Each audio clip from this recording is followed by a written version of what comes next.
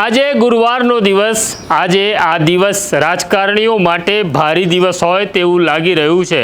ગુરુવારની સવારે આમ આદમી પાર્ટીના નેતા ઉમેશ મકવાણા આમ આદમી પાર્ટીના તમામ હોદ્દા ઉપરથી રાજીનામું આપે છે અને પછી આમ આદમી પાર્ટી તેમની હકાલપટ્ટી કરે છે।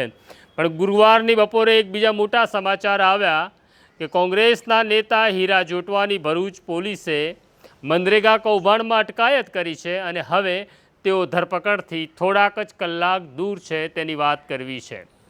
વૈષ્ણવજન તો તેને કહીએ જે પીડ પરાઈ જાનાને રે।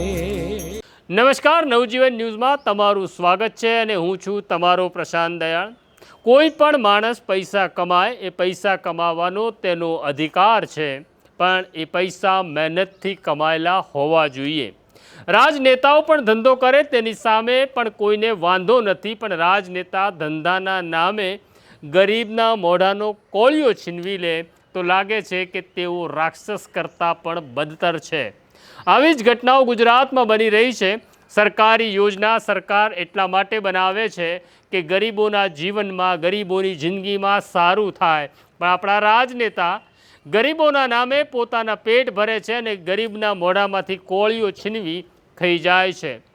થોડા સમય પહેલાં ભાજપના જ નેતા અને મંત્રી બચુ ખાબડના દીકરાઓએ કૌભાંડ કર્યું। મનરેગાના નામે લોકોના માટે જે જીવાદોરી સમાન છે એવી યોજનાઓના પૈસા ખાઈ ગયા, જેમાં તેમની ધરપકડ પણ થઈ। આ દરમિયાન એક નામ આવ્યું હતું, એ નામ હતું હીરા જોટવા। હીરા જોટવા કોંગ્રેસના નેતા છે, પણ આમ આદમી પાર્ટીના નેતા ચૈતર વસાવાએ આરોપ લગાડ્યો હતો કે હીરા જોટવા બચુ ખાબડના પુત્રો સાથે સંકળાયેલા છે અને તેમની સ્થિતિ મિલકે લૂંટો બાટકે ખાવ જેવી છે। તમે કોંગ્રેસમાં હો કે ભાજપમાં હો, પણ જો લૂંટવાનું નક્કી કરો તો બધાની જ ભાગીદારી શક્ય છે। આ મામલે ભરૂચ પોલીસને એક ફરિયાદ મળી હતી કે ભરૂચના 56 ગામોમાં મનરેગાના કામો થયા, પણ એ કામો માત્ર કાગળ ઉપર રહ્યા અને કરોડો રૂપિયા ચાઉ કરી ગયા। ગીર સોમનાથના કોંગ્રેસી નેતા હીરા જોટવા, જ્યારે હીરા જોટવાનું નામ આવ્યું ત્યારે હીરા જોટવાએ ધમકી આપી કે હું ચૈતર વસાવા સામે કેસ કરીશ। પણ હવે ભરૂચ પોલીસે જે પુરાવા એકત્ર કર્યા છે તેમાં એવું છે કે 56 ગામોમાં જે કામ થયું અને તેમાં માલ સપ્લાય કરનારી બે એજન્સી હતી, જેનું નામ છે જલારામ અને મુરલીધર। આ કંપનીના માલિકો તો કોઈ બીજા છે, પણ પોલીસની તપાસમાં બહાર આવ્યું કે સરકારી નાણાં જે આવ્યા તે બધા જ હીરા જોટવાના ખાતામાં ગયા અને કરોડો રૂપિયાની ઉચાપત કોંગ્રેસના નેતા હીરા જોટવાએ કરી છે। આ મામલાની જાણકારી મળતા તેની પૂરતી તપાસ પછી ભરૂચના એસપી મયુર ચાવડાએ પોતાની એક ટીમને સોમનાથ રવાના કરી હતી અને સોમનાથમાં હીરા જોટવાની ઓફિસમાંથી જ હીરા જોટવાની અટકાયત કરી તેમને ભરૂચ લાવવામાં આવી રહ્યા છે અને ભરૂચ લાવ્યા પછી તેમની ધરપકડ થવાની છે તે વાત નિશ્ચિત છે। આનો અર્થ એવો થયો કે હવે ભાજપ હોય કે કોંગ્રેસ હોય, પણ લૂંટમાં તો બધા સાથે ભાગીદાર છે। હીરા જોટવાની જે કંપની છે અને તેમણે જે કૌભાંડ આચર્યું છે તે માત્ર ભરૂચ પૂરતું સીમિત નથી। ભરૂચની તપાસ પછી નર્મદા પોલીસ પણ હીરા જોટવાને મહેમાન બનાવશે અને પછી દાહોદ પોલીસ પણ વાજતે ગાજતે હીરા જોટવાને દાહોદ પણ લઈ જવાની છે।